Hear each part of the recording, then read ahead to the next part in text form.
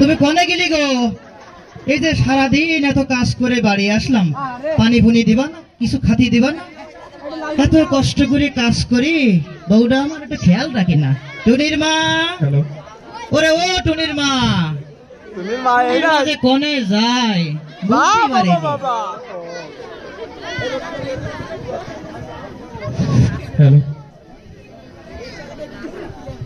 আবু, আমি আর স্কুলে যাব না। কেন স্কুলে যাবি না কেন? স্কুলে যাই পড়ালেখা করি তুই বিরাট বড় কিছু হবি, স্কুলে যাবি না কেন? ওই পাড়ার ওই মাতুব্বাড়ির সাবাল আস না, প্রত্যেক দিন ডিস্টার্ব করে। বললা ওই মাতব্বারের সাবাল তোর ডিস্টার্ব করে? হায় হায় হায়, করবান কি? কিছুদিন আগে ওই পাড়ার এক জব্বারের মেয়ের সাথে এরকম করিস, করলে তার বে না দেশে, মেয়ের বাপ তো রাজি না বে দিতে, কি করলো? মুখে অ্যাসিড মেরি দিল। বললা করবান কি মা? ঠিক আছে মা, তোর আর স্কুলে যাওয়া লাগবে না, তুই বাড়ি যা, ঘরে যাই রেস্ট নে। এখন যে আমি কি করি, মেয়েটার নে বড় চিন্তা, বুঝিস? ওই মেয়েটা ক্লাসে একরোল, ক্লাসের একেবারে first boy, sorry first girl মানে মেয়ে। তাহলে এখন কি করি, চিন্তায় আর বাসি নিয়ে। টুনির মা, ও টুনির মা, এই মেয়ে লোকটা যে কোনে যায়, পাড়া বেড়ায়, বুঝিস? খালি পাড়া বেড়েনি, মেয়েটার যে এরকম একটা সমস্যা হয়েছে সেদিকে একটু খেয়াল রাখে না। বলি ও জুবাসা, আসসালামু আলাইকুম।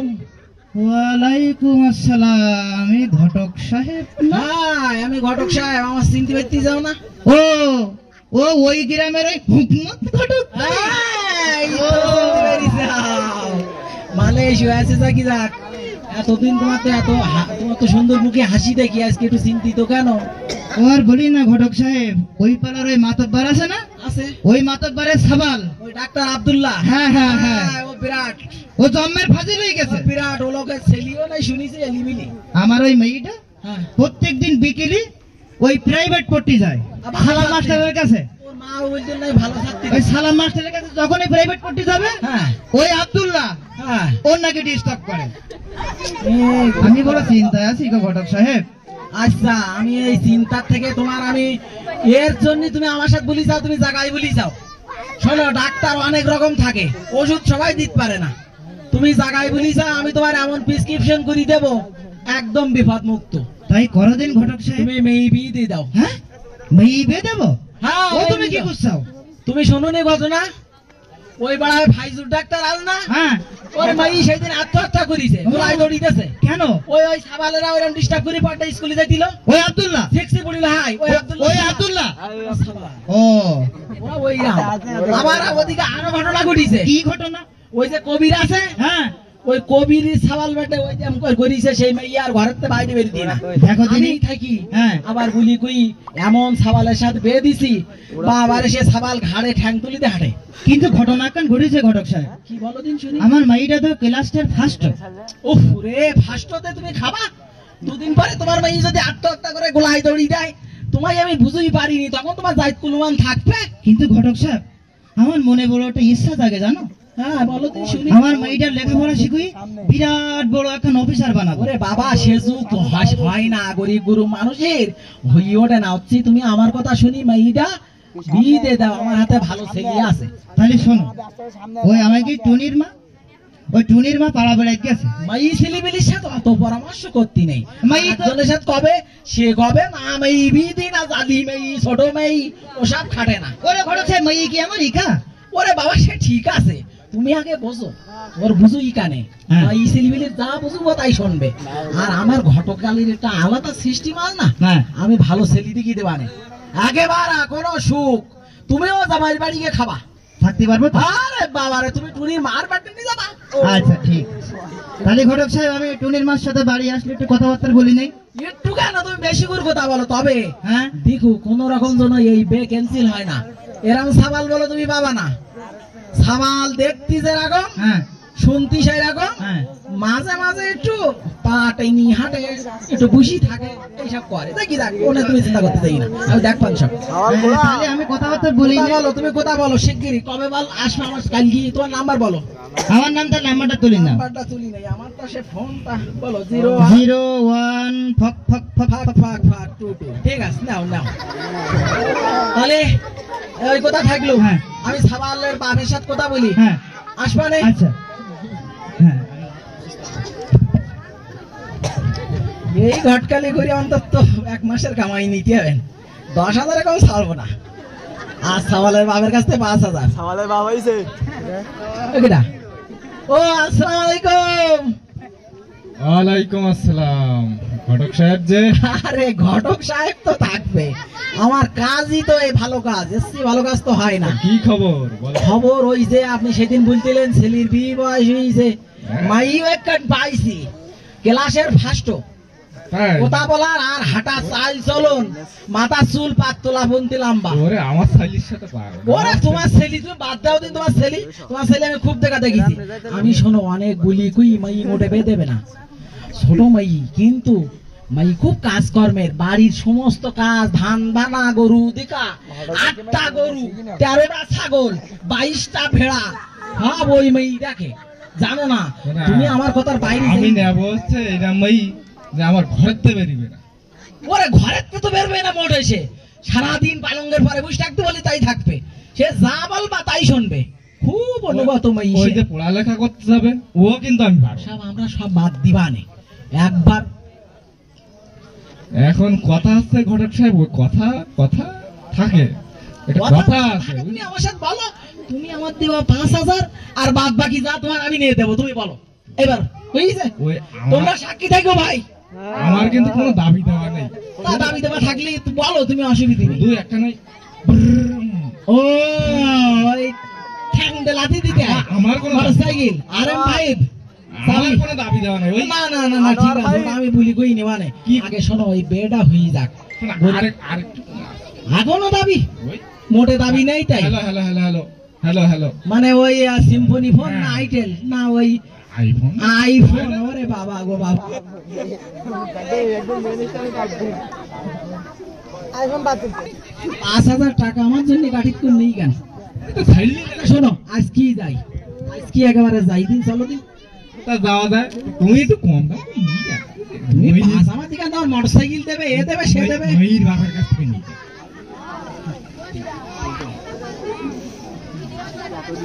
তা ঠিক আছে দেখি দেই এই আইসি গেছে এই যে ওই যে ঘরটা দিকে দিই না ওই আই তো আয় ভাই ওয়ালাইকুম আসসালাম ভালো আছেন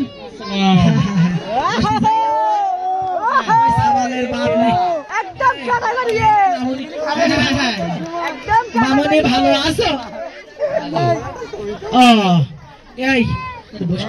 হ্যাঁ, বসেন বসেন সাবালের বাপ তুমি বসো ওরে বাবারে আমি একটু মাঝখানে বসি ও মামনি দিঘি তো ওরে বাবারে হাতে মুখি যেন সেরকম চোখে মুখি চুল কটা দেখো চুল কটা একটু দেখো খালি বাবারে বাবা নাস্তা পানি কই আল্লাহ আল্লাহ গো ও টনির মা ও একটু নাস্তা পানি দাও মিষ্টি দে, আচ্ছা বড় ঠিক আছে ওই মিষ্টি। খাওয়া হয়ে গেল এখন কোথা মাই দেখি যাও ভাই ভাই তো দেখলাম কিন্তু সমস্যা নাই তো কে সমস্যা এই সুন্দর মাই হাত দেখো দিন এরকম মাই বাবা গায়ে ঠোকা দিন রক্ত পড়ে এ আরিফুল ছেলেও কিন্তু শিরা এ আরিফুল তোমার ছেলে ভালো হলে কি আর আসলে দুজন তো এক জায়গায় দাঁড়ালি রাতারা নিপানা মনে হবেন তা হবে না তা ভ্রুম।